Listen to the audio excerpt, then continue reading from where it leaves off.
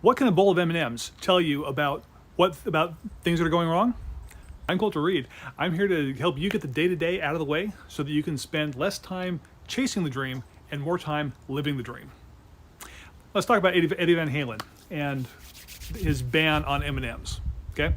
Now, the thing you have to understand about Van Halen is they were a huge rock group, huge success back in the 80s. They changed the way that that concert tours happened. Okay, before them, in order to put on a big concert, you had to go to a big venue that already had a lot of equipment. Okay, band showed up, you used the equipment that was there, you're good to go. What Van Halen did was they went on the road to all kinds of smaller concert venues, places that didn't have all of their own equipment. They brought the equipment with them. Okay, all the lights, all the sound, all of the equipment, a lot of equipment, because they didn't put on a small show. They put on a big show, which takes a lot of equipment, and they didn't have time to pull up in the trucks and unload everything and then get the concert set up in time for the show. So they had to stage everything ahead of time. They had to send things ahead of time. They had to work with the local producers, the local concert producers, to get the show set up before the band got there. There was that much work involved. And so so the first thing they would send them is the list of requirements, and it was a big, thick contract. And it spelled out, okay, the stage needs to be this big because we need room. It needs to be able to support this much weight because we're going to be putting a lot of equipment on it.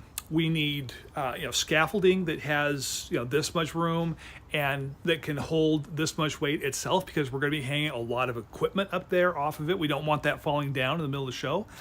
People get hurt, including the band. And there needs to be, on the stage, there need to be this many outlets spaced this far apart, and they have to be able to hold this much amperage. All these requirements, they spelled it out in this thick document, and they needed to know that they could trust whoever was doing the local preparation, that they would actually follow these instructions and do what they said they needed to do, because they were serious about these requirements. These were hard requirements, and if whoever was doing the setup work cut corners and didn't take them seriously, then things could go wrong during the show. At best, maybe the power goes out, and that kind of ruins the concert right there, doesn't it? But maybe a fire starts or the stage collapses, and it could be a disastrous event. So what they did was, in the middle of this big, thick contract, they inserted the M&M clause. And maybe you've heard of this. I don't remember it verbatim, but the clause basically said, in the green room, there will be a bowl of M&M, like a 5-pound bowl of M&Ms with no brown M&Ms. And this was under penalty of forfeiture of the concert with pay.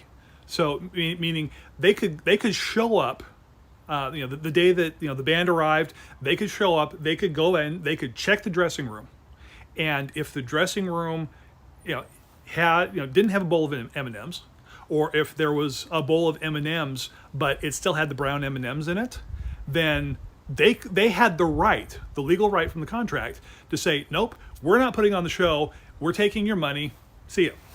Yeah. And the story got out, and the way that things get spun in the news, everyone's like, oh, these rock stars, they're such divas. Really, brown M&Ms? I mean, come on, just eat brown M&Ms like the rest of us. Come on, be a normal person. But what this told them was this was one thing that they could check very quickly and tell how thoroughly they had read the contract and how seriously they had taken the contract. Okay, if the M&Ms were missing, they hadn't read it thoroughly. If there were brown M&Ms, they didn't take the requirement seriously. And so now they've got to put things on pause. They have to do a full check to make sure that that everything is okay, because at that point they can't trust the preparation work that the other people did for them. They have to double check everything. They have to make sure that everything is up to scratch. Maybe it's going to delay the concert. Maybe they have to cancel the concert. You know, it would depend. But they put the M&M clause in because it was one thing that they could check real quickly to know whether, you know, how much they could trust the people who had done all this setup work. Okay, so that's why Van Halen banned brown M&Ms from their dressing room. Okay, it's kind of a cool story. I love it. So what's the takeaway? What's the lesson from this? Well, how can you tell when something is going wrong early enough that you can still do something about it? Okay, I'll give you an example. This is something that I do frequently, and honestly, it's more frequently than I like to admit sometimes. Anyway, let's say, you know, going through the day. Let's say I've just finished a task, or come back from a break, come back from lunch, got interrupted, whatever. And I need to remind myself, okay, what do I need to do? What do I need to be working on? And so I will check my to-do list. Okay, pull out the planner, bring up OmniFocus, whichever is more handy, and I'll skim it to remind myself, okay, what do I need to be working on? So far, so good. But if I then catch myself thinking, okay, that's the official list. Now, check the mental list. Okay, what do I really need to be working on? That's a red flag. That's a huge red flag for me, because that means that at that point, I'm not keeping one task list at that point. I've got the task list that's written down, the task list that looks good, and then I'm also juggling all these tasks in my brain that I also need to do. You know, maybe these are things that, you know, they're just too small and trivial that I don't want to take the time to write them down. Like, I'll just get to them. Maybe things I just don't want to write down for whatever reason. I don't want the record. I think they're too small and stupid. Whatever the reason, why ever I have done this. The problem is I still need to do those things. And when you've got a mental list of what you need to do, that's all you can think about, because your brain knows that you need to do these things. It knows that it's not written down in place. It knows that if it stops thinking about them, you're going to forget them and you're not going to get them done.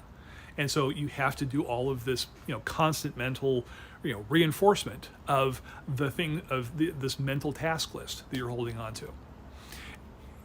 And those tasks, you know, if you're going to do them, you still have to account for them. They take time to do. Time away from the official list that on paper that looks good.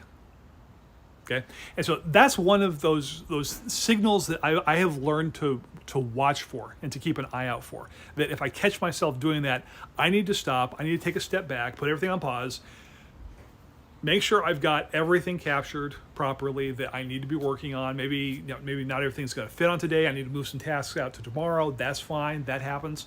But I need to do something to make sure that I'm on track to have a solid and productive day. And like I said, I do this more often than I like to admit. Some days I'm really good about it. Some days, no, I think that, oh, my day is simple enough that I don't need to write it down. I can just, like, I've got 3 things to do. And I'm just going to, you know, I'm not going to waste the ink. I'm not going to, whatever. I don't know. I do it more often than I should. Write everything down. It's much simpler to do it that way. So that's one of the you know, canaries in the coal mine. That's one of the early signals that I can look for to see whether I am going to have a successful and productive day, or if I might be, you know, heading into danger. So how about yourself? Drop me something in the comments. I would love to know, you know, what the early warning signs that you look for are. You know, what's relevant to your industry and what gets you through a successful day. So thanks for stopping in, and I'll talk to you later.